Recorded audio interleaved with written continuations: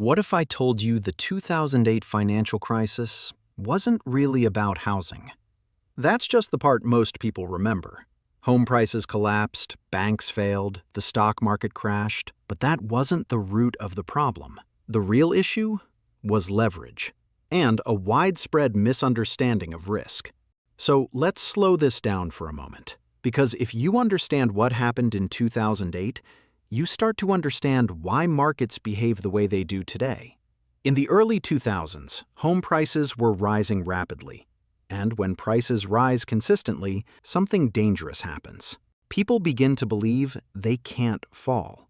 Banks started issuing mortgages not only to strong borrowers, but to almost anyone who could sign paperwork. These were called subprime mortgages. Now, subprime simply means loans given to borrowers with weaker credit histories. But here's where things began to compound. Banks didn't just hold on to those loans. Instead, they bundled thousands of mortgages together and sold them as investment products. These bundles were called mortgage-backed securities. In simple terms, that's just a pool of home loans packaged into something investors could buy. Investors liked them because they offered higher rates than government bonds, and rating agencies labeled many of them as safe. On the surface, everything looked stable, but underneath, risk was building. Now, this brings us to the real accelerant in the system: leverage. Leverage simply means using borrowed money to amplify returns. For example, if you put down $10,000 and borrow $90,000 to buy a $100,000 asset, you are leveraged. If that asset rises 10%, you double your money. But if it falls 10%, you lose everything. The same force that magnifies gains magnifies losses. And during that period, banks weren't just leveraged, they were extremely leveraged. Some institutions were borrowing $30 or even $40 for every $1 they actually had. This meant even a small drop in asset values could wipe them out. Once housing prices stopped rising, that's exactly what began to happen. As homeowners started missing payments, defaults increased. As defaults increased, the mortgage-backed securities tied to those loans began losing value. As those securities lost value, banks holding them faced massive losses. And because those banks were heavily leveraged, those losses multiplied quickly. But then something even more fragile broke: trust. Banks didn't know which other banks were exposed, so they stopped lending to each other. That froze credit markets. And when credit freezes, the economy slows fast.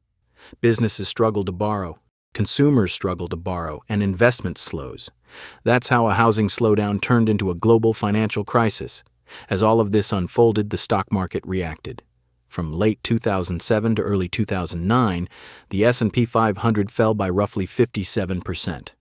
Major financial institutions collapsed or were rescued. Retirement accounts were cut nearly in half.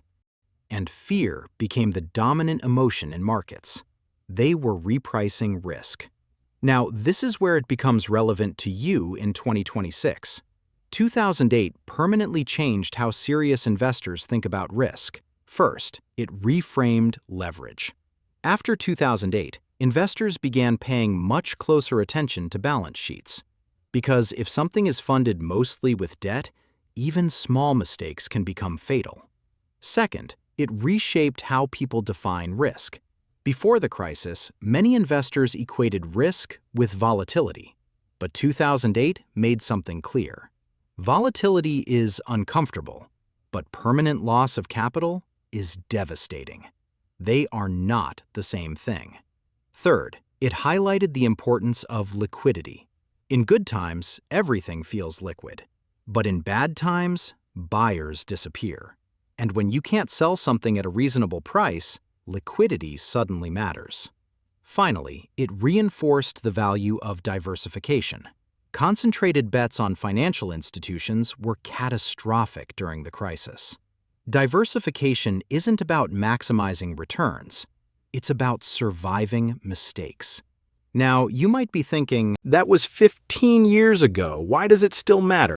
It matters because every time interest rates rise sharply, every time asset prices inflate rapidly, every time leverage builds quietly beneath the surface, investors remember 2008. It's why banks now undergo stress tests, why capital requirements increased, and why policymakers respond more aggressively to financial instability. The system adapted, but human behavior did not.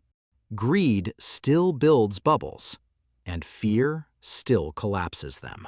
So, what was the 2008 financial crisis really about? It wasn't just housing. It was leverage.